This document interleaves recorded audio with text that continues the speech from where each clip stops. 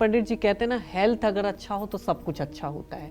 कई बार देखा जाता है किसी घर में कई लोग बीमारियों से परेशान रहते हैं, घर में नेगेटिव एनर्जी होती है, घर घुसते ही एक अच्छी फीलिंग नहीं आती है, तो वैसे में क्या करें, किस यंत्र को स्थापित करें?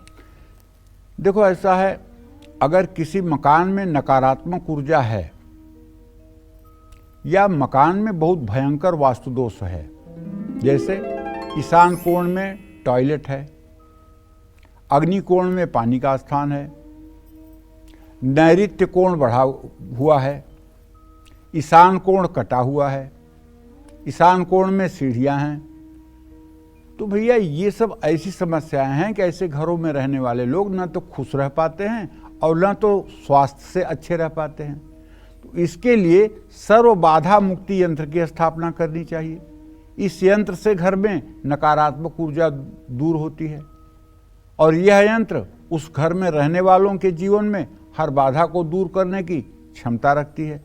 लेकिन मैं तो ये कहूँगा कि इससे भी बढ़िया उपाय आपको आजमाया हुआ बता रहा हूँ।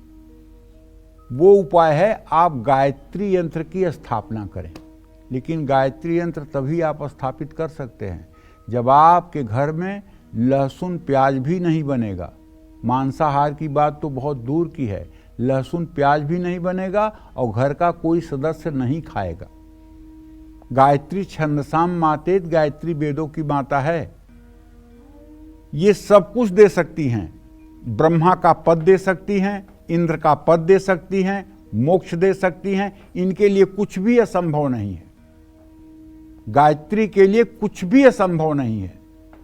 इस चराचर जगत में जो भी संभव है वो गायत्री से संभव हो सकता है।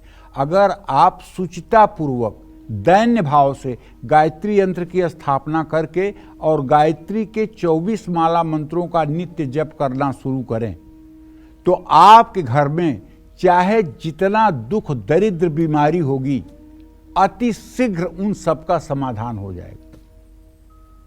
और दूसरा भी एक उपाय आपको बता देता हूं।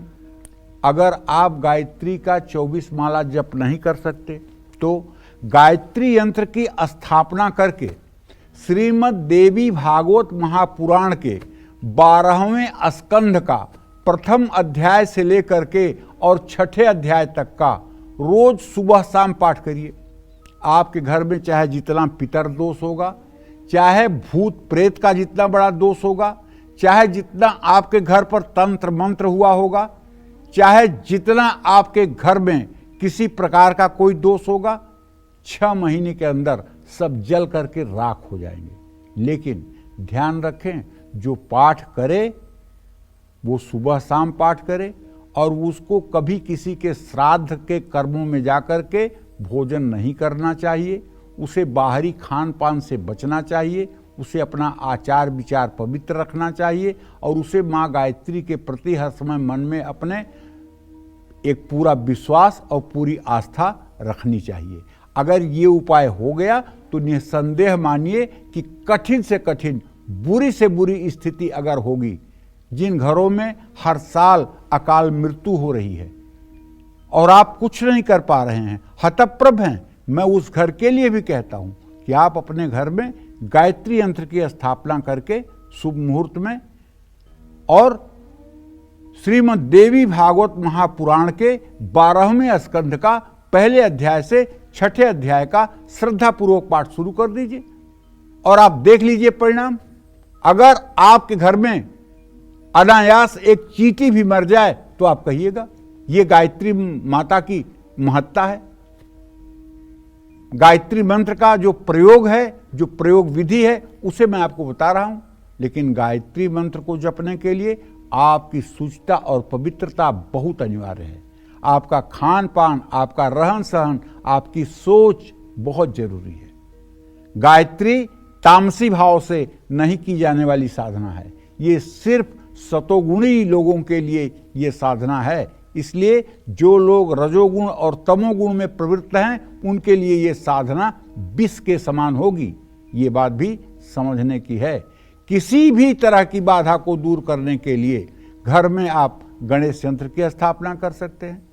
घर में रहने वाले अगर रोगों से परेशान हैं, दवाइयाँ बीमारी पर असर नहीं कर रही हैं, तो घर में भगवान शिव का महामृत्युंजय यंत्र स्थापित कर लीजिए और महामृत्युंजय मंत्र का 10 माला रोज जप कीजिए, स्वास्थ्य में काफ़ी लाभ मिलेगा। और हाँ, कभी किसी किसी को, अब देखिए ये बात मैं नहीं मानता हूँ लेकिन मैं कहता हूँ इसलिए समाज में देख रहा हूँ, किसी किसी को ये लगता है कि हमारे ऊपर कोई ऊपरी बाधा है जिसके कारण हमारा दिमाग विक्षिप्त रहता है, हमारी तबीयत खराब रहती है, हमको मतलब कि जो है परेशानी होती है और तमाम प्रकार के शारीरिक ऐसे कार्य हो जाते हैं जो एक स्वाभाविक व्यक्ति को नहीं करना चाहिए। उन सब लोगों को बताना चाहूँगा, हमारे यहाँ एक तंत्र की बहुत बढ़िया पुस्तक है श्री नेत्र, श्री नेत्र। और उस श्री नेत्र में लिखा हुआ है कि ओम जूम शह, ये त्रैक्षर भगवान शिव का जो बीज मंत्र है ये बड़ा ही पावरफुल है, बहुत शक्तिशाली है।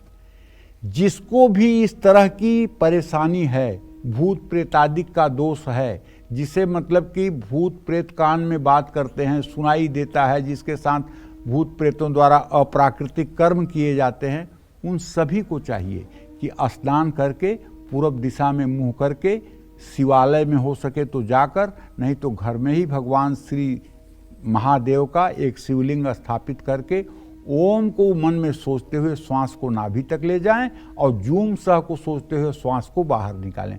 ये क्रिया 24 मिनट करें, सुबह शाम करें। निश्चित रूप से 40 दिनों के अंदर उस व्यक्ति का जो भी समस्या है, जो भी उसके ऊपर बाधा है, वो बाधा जलकर नष्ट हो जाएगी, इसमें कोई संदेह नहीं है। जय मां विंध्यवासिनी।